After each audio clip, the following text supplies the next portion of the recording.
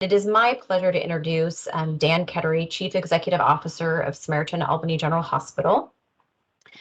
Dan has been in nursing for over 34 years. He began his career as a travel nurse in Hawaii after accepting a position at Southwest Washington Medical Center in Vancouver, Washington in 1987. He joined Samaritan Health Services in 2015 when he was hired as the Vice President of Patient Care Services at Samaritan Albany General Hospital, and then became CEO in July of 2019. Dan has an extensive bio that it would take several minutes to read, but due to our late start, and I know that Dan would prefer to have the time for his presentation and questions, we'll go ahead and turn it over to him now. Dan, thank you for joining us and being here. We're ready for you now. Okay, thank you, Jennifer.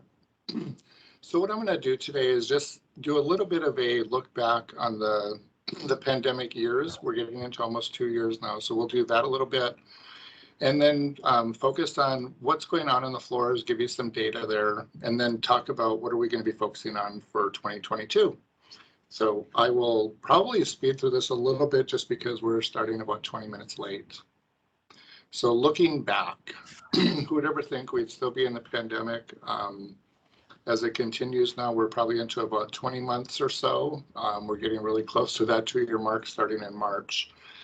So what have we done over the past year and even going into the previous year? We've held a lot of mass vaccine clinics. Tens of thousands of people have got their vaccines in the first 6 months once it became available.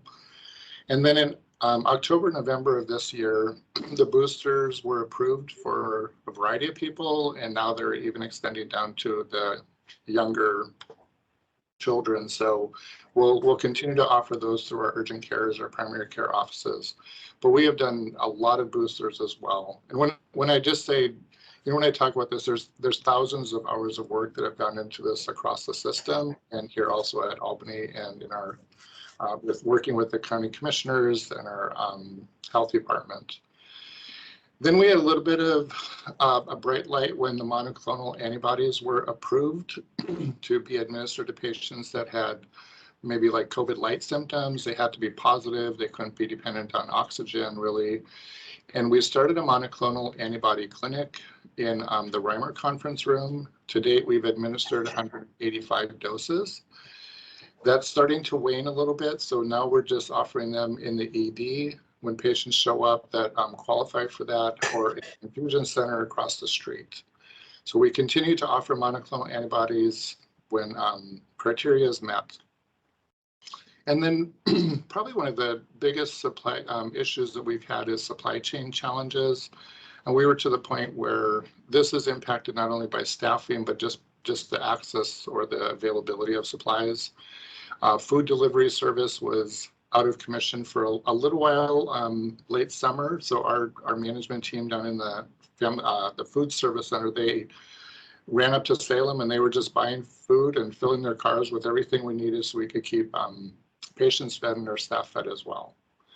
The other issue with supply chain is just access to materials when we do construction. What would typically be like a 6-week lead time is now taking maybe 3 months or so. So we have to plan for that when we're doing any construction. And I'll be talking about a couple of projects that we're working on for next year. So this is a chart of what we've experienced since the beginning of the pandemic. So the light blue, the light pink or the pink color is just any COVID positive patient that was admitted to the hospital starting back in 2020. And as you can see, we had maybe a little bit of a wave by May of 2021, and we thought that was going to be the worst of it because then it started to drop off, and then it significantly fell off in July. And then August, September of this year hit us with the Delta variant. And as you can see, we had a pretty significant surge of COVID positive patients being admitted to the hospital. It lasted for many, many months. And then what we added to that, then the dark purple. And what that shows is patients that had been vaccinated that had a breakthrough infection.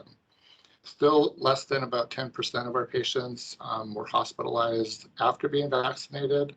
And what we saw as a difference with those patients is their symptoms were lighter, the acuity of them was a little bit less, and their length of stay was shorter. So the vaccine demonstrated that it was effective and it was doing what it was supposed to do.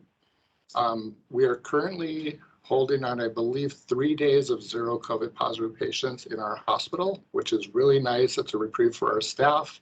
And it's also good for a community, showing that maybe the Thanksgiving holiday didn't give us another wave of infections out there.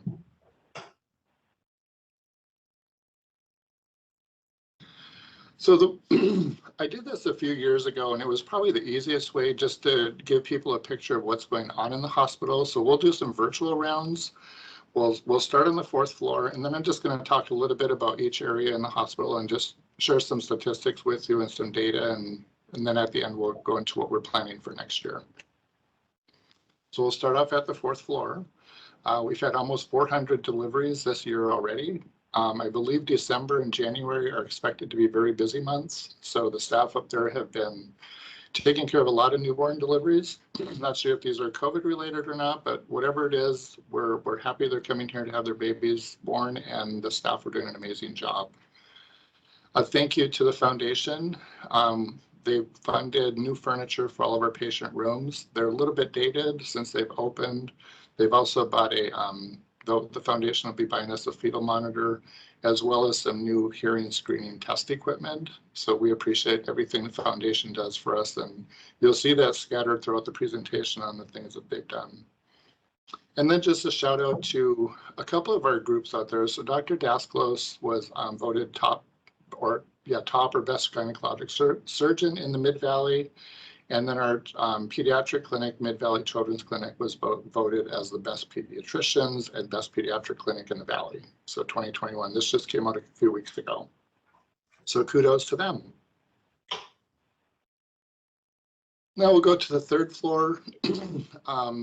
This is where we primarily take care of all of our total joint patients, whether it's hips, knees, or shoulders.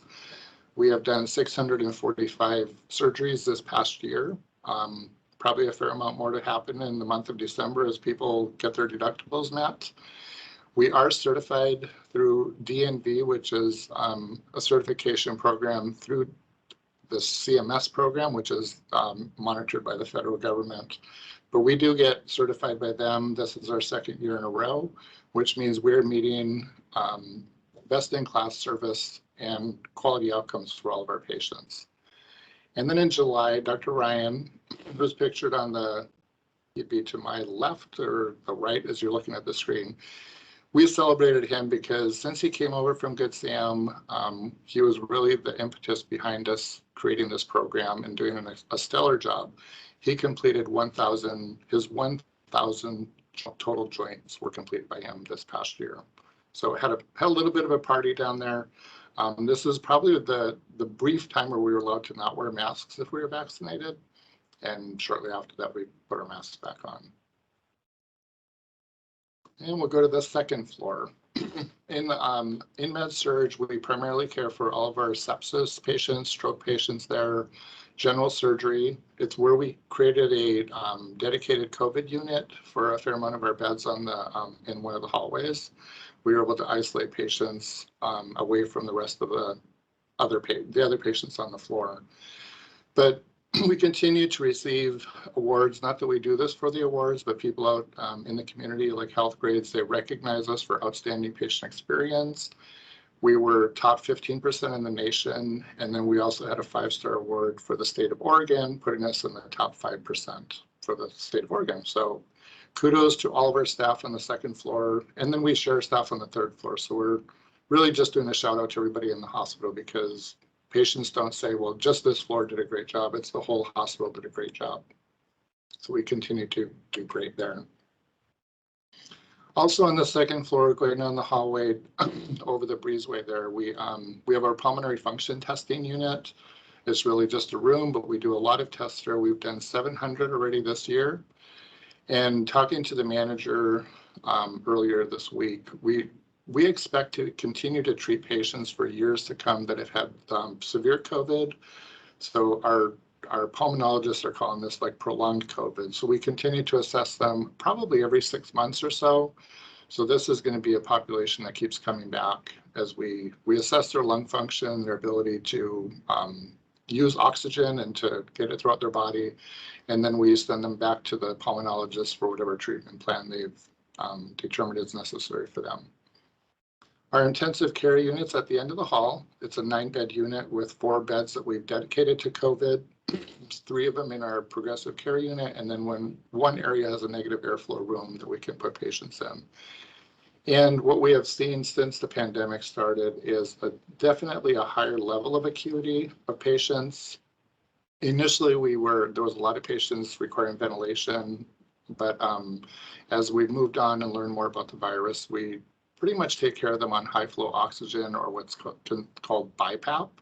So, and our patients do remarkably well. We stick close to our treatment plan because it's proven itself, and we have good outcomes in general. Now we'll go to the first floor emergency department. It's getting busier. We did lose probably during the more severe part of the pandemic, when people were really anxious about coming to the hospital. We have rebounded a little bit. We're up at 23,000 plus patients being treated there this year. Pre-pandemic, we were at about 30,000. So it's starting to slowly come back. And as patients have stayed home maybe a little bit too long, they're coming in a little bit sicker. So they do fill up the main ED. So what we've decided to do is develop a fast track in our endo area across the breezeway.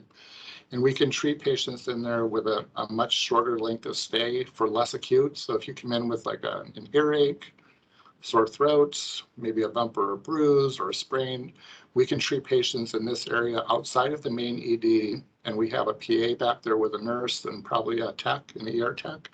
And we've already taken care of 269 patients there. And it's been very positively received, not only by the staff, but also the patients that can be treated and released really quickly.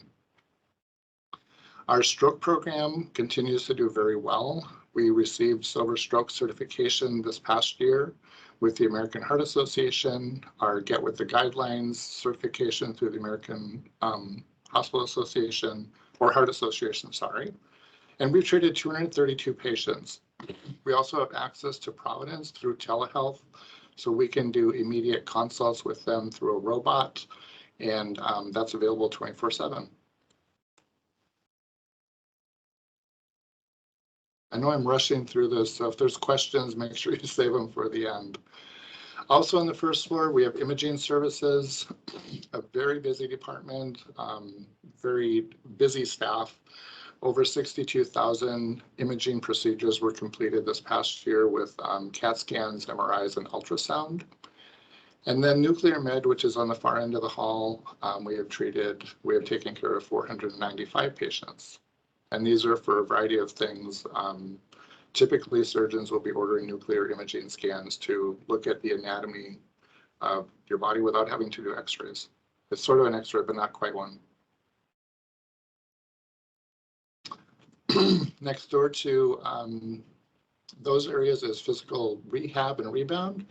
So they have taken care of over 3,000 patients this past year for a total of over 19,000 visits. This is in a small area. Once again, it's with all the rules that we've had to follow with social distancing and staging our visits between patients so we can clean and properly sanitize before the next patient comes in. So volumes are a little bit down, but still very, very busy for the small area that they're in. And then remarkably in our lab, these are just numbers that I'm always impressed with. They've done almost 418,000 lab tests this past year. And then in addition to that, 8,500 plus on the COVID testing. So kudos to them, very busy in a very tight space. So that'll be one of our plans in the future to look at how we can better maximize your workspace. Also on the first floor, we have nutrition services. Our food insecurity backpack program, also a lot of funding from the foundation on this. We have given 140 backpacks to patients that require them, whether they're homeless or food insecure, whatever is determined what they'll benefit from it. We send them home with some nutrient-dense food, and this is sponsored. This is shown here by our 2 dietitians. And then also 68 food boxes. So we will make sure patients will have food for whatever defined period of time after they're discharged. And they've done studies on this where it shows that if you have adequate nutrition after being discharged, that your likelihood of readmission is less, and it has proven itself. And just a number here, food service is very busy, 35,600 inpatient meals prepared and delivered, and our patient experience is very high on this. Our team does a great job, and the food is tasty, and so kudos to them. Going over to the 88 building, we have Sarah's Place, which many of you probably are aware of. We celebrated our 5-year anniversary of being open in August.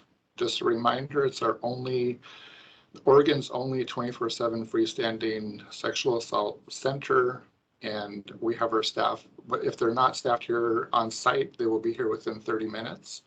And we have already taken care of and treated over 1,000 patients since opening. So it's a high number. It's distressing to see that many patients needed care, but it's also awesome to know that we were able to care for them. And there's a lot of foundation funding for this as well to offset the expense because we do not bill patients for their care. And we'll go down to the basement, some fun stuff going on down there. So we have completed this year, and this is less than we've had in the previous years. So if you go back to 2019 and then early 2020, we would probably be doing about 5,000 surgeries per year, but we're at about 3,863, and our volumes are slowly coming back. We hope that 2022 we'll get at least 5% more coming in. And as surgeries have opened and patients have delayed care too long, now they're coming in to get their procedures done. One of the fun things we did this past year in February or March is we bought a Da Vinci robot. This is where you can do minimally invasive surgeries, and that's what's pictured behind you there with some of our awesome team. We had planned on doing about 52 new cases per year, and our surgeons have embraced this. They've got their training. Some were trained already. We've already done 243 surgeries, and it's continuing to just increase in demand. And what we're going to be doing, I'll talk a little bit later, is building a fully integrated surgery suite for them. Inpatient pharmacy, a very busy department as well, over 300,000 prescriptions filled for both inpatients and our infusion center. And then one of the important things we do is med reconciliation. So we validate that when patients bring the medications in, that they're on the right medications, they're not taking something that should have been discontinued. This helps our physicians and surgeons order the right medications while they're here and also after discharge. So it's a lot of work. As you know, some people they have 30 plus meds that they're on, and maybe 10, 15 of them should have been discontinued. So this is an amazing program, and we're continuing to grow this one. Environmental services, how do you even thank them for everything they do every day, all day long?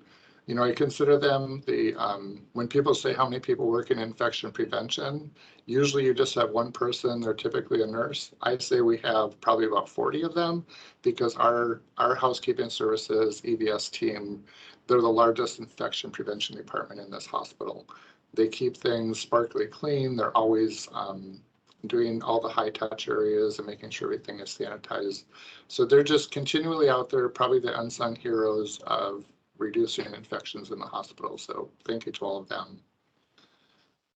Materials management, huge issues with supply chain, like I mentioned earlier, and they have done a remarkable job since the beginning of the pandemic and throughout this year, making sure staff have everything they need. PPE just stands for personal protective equipment. So whether it's gloves, masks, what we call a PAPR, which is a positive airway pressure hood that they put on if they're going into an isolation room, and just everything else, IV supplies and pumps, you just name it. They're just continually managing all the vendors out there to make sure our staff have what they need. Alcohol, sanitizers, you name it. So kudos to them. And then we're going to go to the 57 building, which is in the front of the hospital, which is cardiopulmonary rehab department. They have taken care of 272 patients with 7,500 plus encounters. And another shout out to the foundation. They, through the employee caring campaign, we were able to purchase and upgrade a fair amount of equipment in there. So that's the picture you see at the bottom of the screen.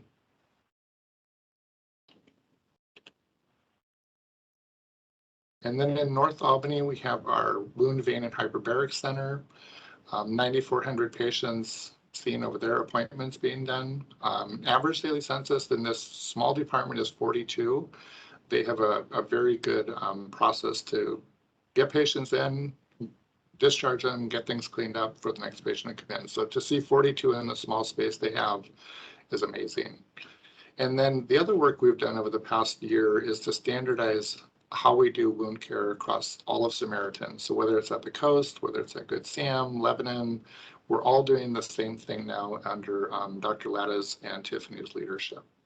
So we appreciate the work they've done. And the picture there is a hyperbaric chamber. And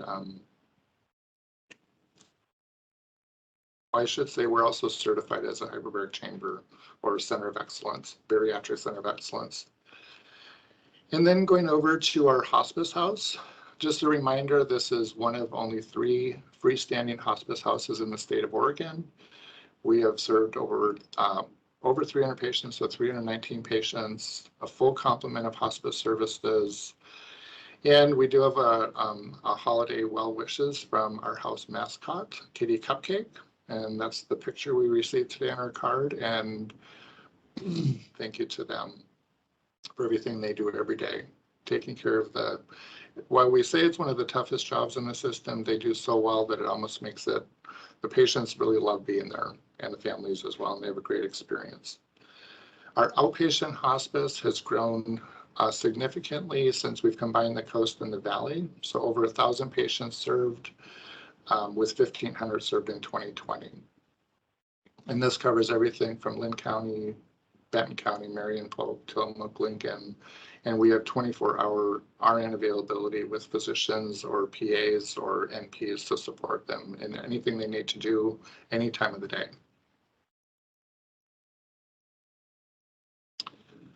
Talking about our Samaritan Medical Group, which has come under some great leadership with Dr. Turngren and then the team he's put together over the past couple of years.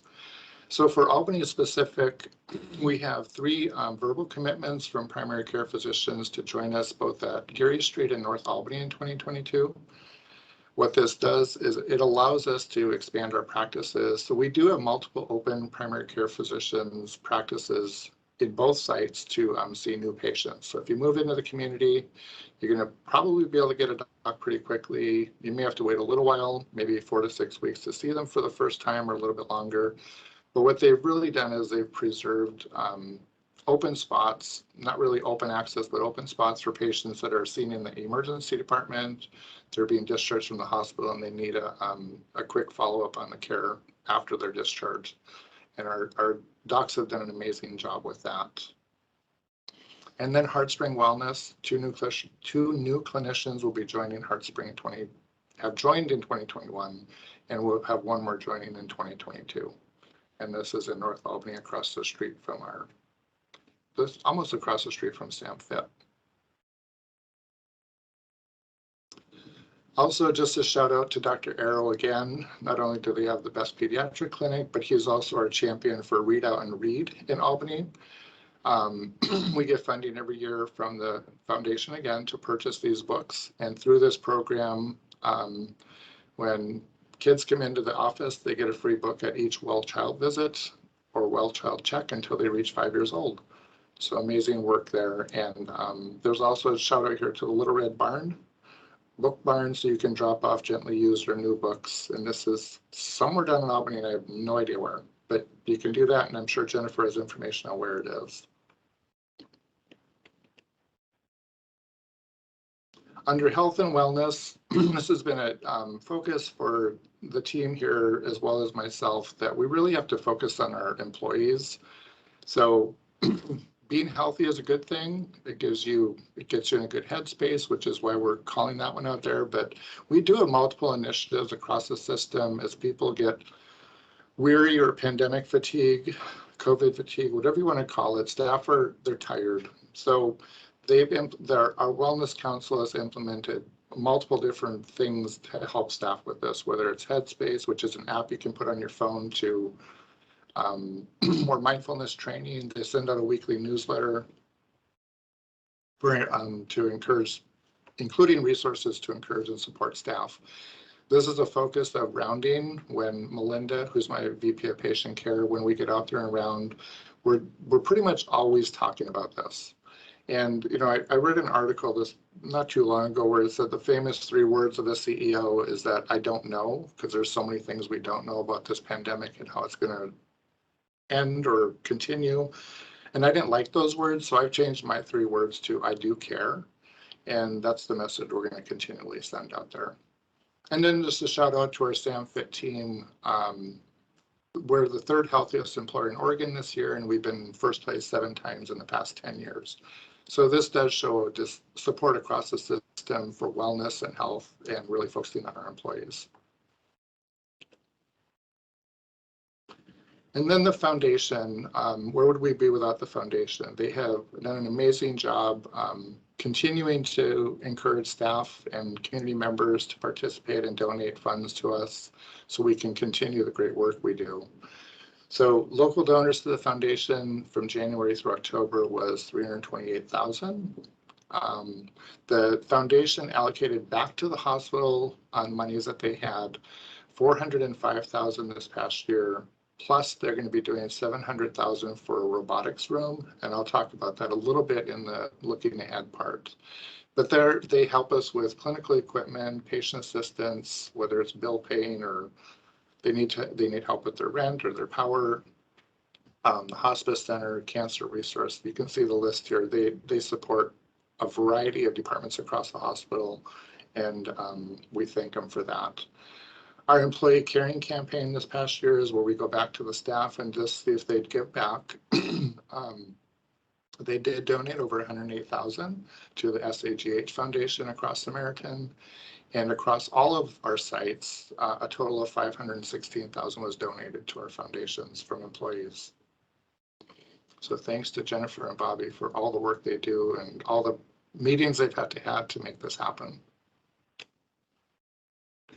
So we're winding down here. We're getting to looking ahead. What is the focus for 2022 going to be? So one thing we've had is we have a little bit of aging equipment with our CAT scanner. So we anytime it needs preventative maintenance or something doesn't work on it, we have to go down to, we can't take trauma patients or stroke patients because they're all sent through the CT scan.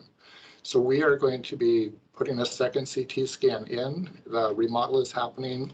If you walk in the main part of the building, it's just to your right. So we'll have a central control room and 2 CAT scanners. And this will allow us to be pretty much up 24/7 and not have to go and divert for stroke or trauma. Big project, and thanks to Samaritan for helping us buy that. Probably the biggest challenge that everybody's a little bit aware of in some shape or form is just staffing challenges across all disciplines, especially at our entry-level positions. We've made multiple market adjustments this past year so we can be more competitive with wages.